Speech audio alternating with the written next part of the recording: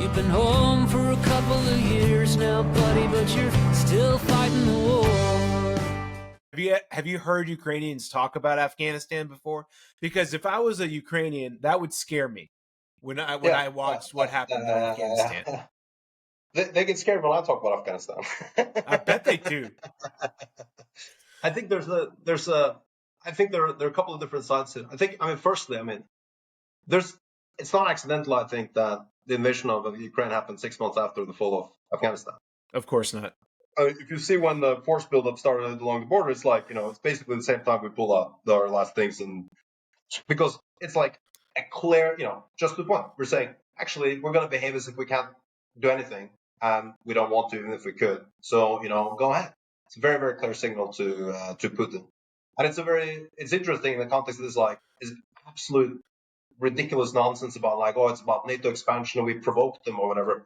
We didn't provoke them. We invited them in by being weak and not standing for anything, right? It's the opposite of Yes. kind of being, aggressive, because we're so we can't do whatever, that's why I was like, okay, these fucking wimps there, they're kind of shit. So, let's go for it, right? Luckily, we had, the Ukrainians are not wimps. Right.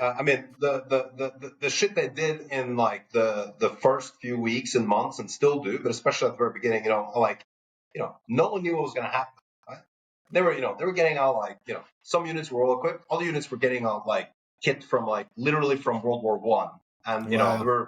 they were getting water cooled machine guns. I've spoken to people who fought in 2022 with water cooled machine guns from the 1910s or 1920s. That's the level of kind of, and they were still okay. Let's go for it. It's our country. We're not gonna give this up easily. And it's because they had that backbone that suddenly all of the allies were like, okay, actually, maybe we shouldn't give up on it, right?